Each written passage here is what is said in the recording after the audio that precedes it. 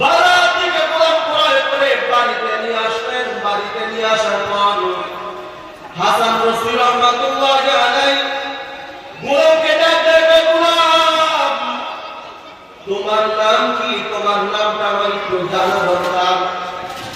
যখন প্রশ্ন করলাম, গোলাম ডাকতে, আল্লাহর ওলি, আপনি আমার মুনিব, আমি আপনার গোলাম। অতএব যে গোলাম হয় তার আলাদা কোনো নাম থাকে না।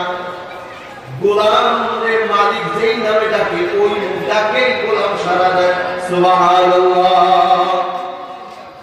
হাসান বসরি ডাকতে, গোলাম তাহলে বলো, এবার দ্বিতীয় প্রশ্ন বলো, তোমার কি খাবারের চাহিদা, তুমি কি খাবার খাও? আবার গোলামে কি জবাব দেয়? ও আল্লাহর ওলি, আপনি আমার গোলাম, আপনি আমার মুনিব, আমি আপনার গোলাম। আপনি আমার মুনিব, আমি আপনার গোলাম। অতএব গোলামের আলাদা কোনো খাবারের চাহিদা নাই। মালিক গোলামকে যে খাবার দিবে ওই খাবারটাই গোলাম গ্রহণ করবে। সুবহানাল্লাহ। 3 নম্বর আবার প্রশ্ন করলেন হাসান বসরি রাহমাতুল্লাহি আলাইহি, গোলাম তাহলে বলো, তোমার কি পোশাক পরতে তোমার মনে চায়? বলো তুমি কি পোশাক পরবা? ওই গোলাম আবার ডাকা, মালিক আপনি আমার মুনিব, আমি আপনার গোলাম। অতএব গোলামের আলাদা কোনো চাহিদা নাই। মালিক যে কাপড় গোলামকে দেয় ওই কাপড়ে গোলাম পরে। সুবহানাল্লাহ। যখন হাসান বসরি রাহমাতুল্লাহি আলাইহি গোলাম যখন উত্তর দেয়া দেয়, কথাটা শোনা মাত্র হাসান বসরি রাহমাতুল্লাহি আলাইহি চিৎকার করে বেহুশ হয়ে গেলেন। কিছুক্ষণ পর যখন হুঁশে আসলেন, হুঁশে আসার সাথে সাথে ডাকা, গোলাম তোরা আমি আজাদ করে দিলাম। সুবহানাল্লাহ। এই গোলাম তোরে আমি আজাদ করে দিলাম, আজকে থেকে তুই আমার গোলাম না। গোলাম ডাকা, কেনই বা কিনলেন, কেনই বা আজাদ করলেন? আমি এখনো আপনার কোন গোলামি আমি এখনো করি নাই, তাহলে কেন আপনি আমাকে আজাদ করে দিলেন? হাসান বসরি ডাকা, এ গোলাম তুই আমার গোলামি করো নাই, তবে আমার জীবনে তোর একটা শিক্ষা দিছো, গোলামি কেমনে করতে হয় তা আমার শিক্ষা দিছো। জোরে কোন সুবহানাল্লাহ। আমি হাসান কেমনে গোলামি করতে হয় তা তুই আমার শিক্ষা দিছো। অতএব যে শিক্ষা দেয় সে শিক্ষক সে কোনোদিন গোলাম হতে পারে না।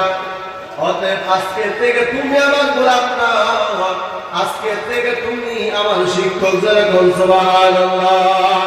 এবার বাজার আমি এই কথাটা বুঝাইতে চাই, গোলাম ডাকা, ও আল্লাহর ওলি, আমি আপনার গোলাম, আপনি আমার মুনিব।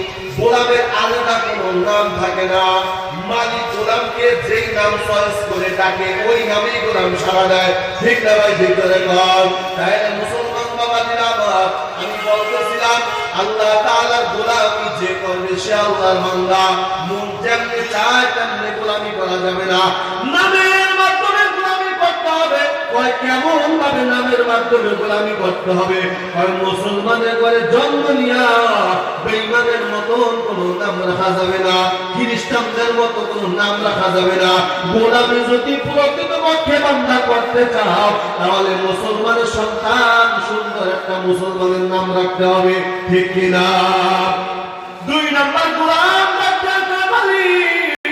হাসান বসরি রাহমাতুল্লাহি আলাইহি ডাকা, গোলাম বলো তোমার কি খাবারের চাহিদা, তুমি কোন খাবার খেতে পছন্দ করো? ওই গোলাম ডাকা, আপনি আমার মুনিব, আমি আপনার গোলাম। গোলামের আলাদা কোনো খাবারের চাহিদা নাই। এখান থেকেই বুঝাইতে চাই আল্লাহ তাআলা বলেন, বান্দা আমি আল্লাহর যদি তোমরা গোলামি করো যা তা খাবার তোমরা খাইতে পারবা না। আমি আল্লাহকে যদি রব মেনে নাও, আমি আল্লাহকে যদি মুনিব মেনে নাও, আমি আল্লাহকে যদি তুমি গোলাম, আমি আল্লাহকে যদি রব মেনে নাও আর নিজেকে যদি গোলাম মেনে নাও, তাহলে যেমন তেমন খাবার তুমি খাইতে পারবা না। খাবারের মাধ্যমে গোলামি করতে হবে। কয় সেটা কি? কয় আল্লাহ পাক রব্বুল আলামিন আদেশ করেছেন হালাল খাবার জন্য হারাম খেতে পারবা না। ঠিক না বেশি করে কর। তাহলে হাসান বসরি রাহমাতুল্লাহি আলাইহি দুনিয়া বারে খাবারের ভিতরে কেমন আল্লাহর গোলামি করা লাগে এই গোলামি তুমি আমারে শিক্ষা দিছো। দুনিয়াতে যতদিন বাঁচবো কোনোদিন হারাম মুখের ভিতরে নিব না, কোনোদিন হারামের কাছেও যাব না। সব সময় আমার এই জবান দিয়ে হালাল খাবার আমি ভক্ষণ করব। যারা বলেন সুবহানাল্লাহ। 3 নাম্বার ডাকা এই গোলাম তুই আমারে পোশাকের ভিতরে কেমনে গোলামি করতে হয় সেই শিক্ষা তুই আমারে দিছো। ভাই কেমন? আল্লাহ তাআলা বলেন বান্দা আমি আল্লাহকে যদি মনিব মানো, নিজেকে যদি গোলামির জিঞ্জিরায় আবদ্ধ করো, তাহলে মনে রাখতে হবে যেমন তেমন পোশাক তুমি পরতে পারবা না। কেমন পোশাক পরবা? আল্লাহ পাক রব্বুল আলামিন বলেন লিবাসুত তাকওয়া, তাকওয়া ওয়ালা তাকওয়া